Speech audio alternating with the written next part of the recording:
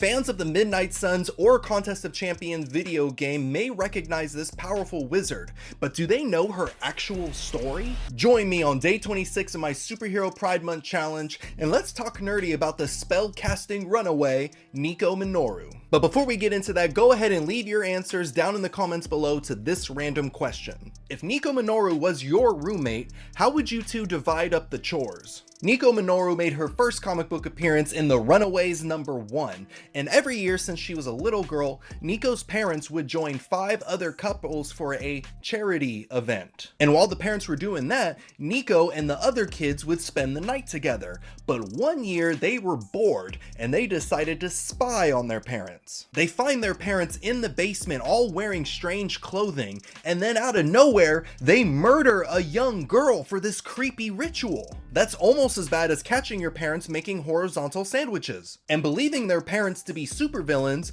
Nico and the other children all decide to run away from home, hence the Runaways. Eventually though, Nico would run into her parents, who are revealed to be dark wizards who worship these evil deities called the Gibberim. And the Gibberim are just your classic demon villains who will rise up and destroy all life on Earth, you know, usual stuff. But when Nico's mother attacks her with this powerful staff called the Staff of One, the staff gets absorbed into Nico's body. Gross. And later on, when Nico is trying to escape, one of the other supervillain parents cuts her, and the blood causes the staff to re-emerge from her body. And then it lets her cast a freeze spell that allows her to get away. So now Nico knows that she's a wizard too. And after this, Nico decides to abandon the name that her parents had given her, and instead took on the name Sister Grimm, which is pretty damn cool. So what exactly can Sister Grimm do? So like I said earlier, Sister Grimm is a wizard who mostly relies on the power of the Staff of One,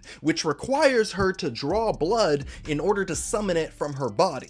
And with this magic, Sister Grimm is able to fly, she has telekinesis, she can create portals and force fields, but she can't repeat spells. Because of the magic of the staff, a spell won't work twice. Either it just won't work at all, or it will have a completely different effect. It's a bit of a trip. Watch this magic trick. Waterloo! Yay!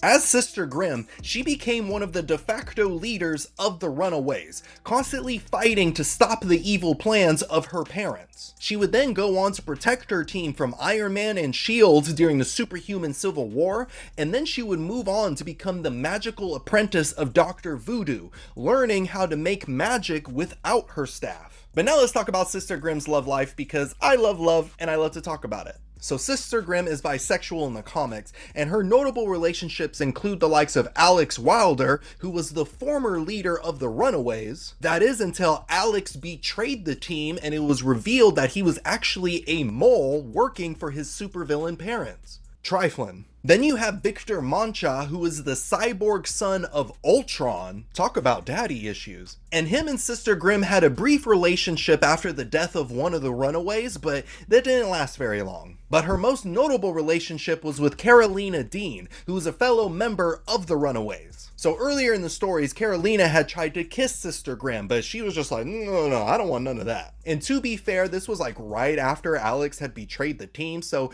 she was feeling some type of way. But eventually, Sister Grimm realized her deep feelings for Karolina, and they started dating, and they became one of the most prominent same-sex couples in the Marvel Universe. But now it's time to discuss your answers to the random question. If you and Sister Grimm were roommates, how would you divide up the chores? Personally, for me, I'm fine with doing most chores, but I would love it if she would take on the cooking and then I'll clean up afterwards. And then if I do the laundry, I would love it if she puts it away. Like those two things she can have. But what do you think of Nico Minoru, aka Sister Grimm? Where does she rank on your favorite superhero character list? Let me know down in the comments below. And if you enjoyed this video and you want to see more, go ahead and hit the like button. And if you missed yesterday's video where I talked about the question, go ahead and click on the box right here, and I'll see you in a bit.